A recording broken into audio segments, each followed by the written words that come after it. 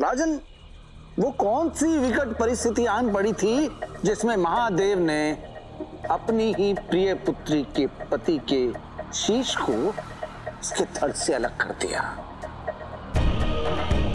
राजन, कितने आश्चर्य की बात है कि संसार इस विचित्र कथा के बारे में कुछ भी नहीं जानता।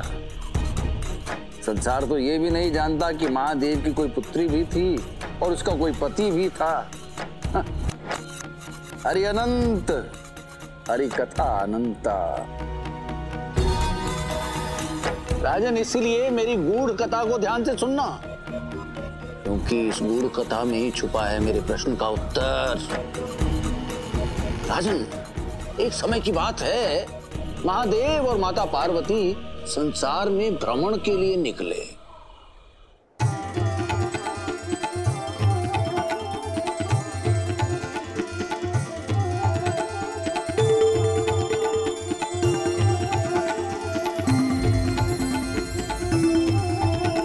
प्रभु, वहाँ ये भीड़ कैसी? लगता है कुछ विशेष हो रहा है। ये संसार बड़ा विचित्र है, यहाँ कुछ विशेष ही घटता रहता है। आओ, हम आगे चलते हैं। प्रभु, पल भर ठहरिए तो।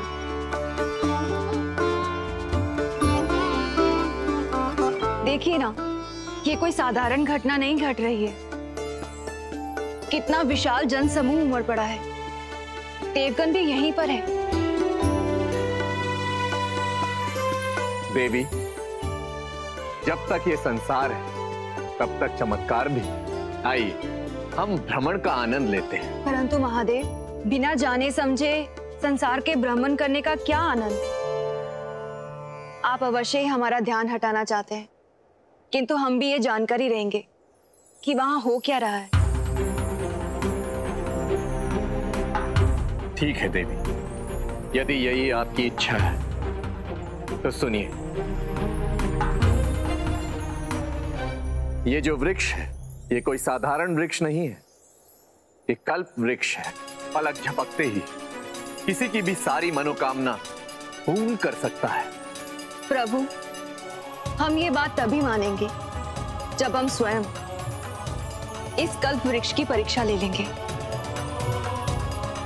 परंतु देवी, ऐसी कौन सी इच्छा शेष रह गई है जिसके लिए आप कल्प वृक्ष तक जाना चाहती हैं? हम ये देखना चाहते हैं प्रभु कि आप जो कह रहे हैं वे सत्य है अथवा नहीं। समझ गए देवी, आप हमसे अपनी इच्छा छिपा रही हैं।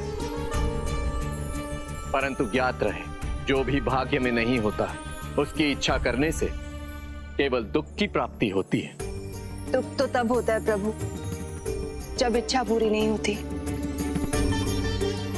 आप हमारी यही प्रतीक्षा कीजिए, हम कल्प वृक्ष तक होकर आते हैं।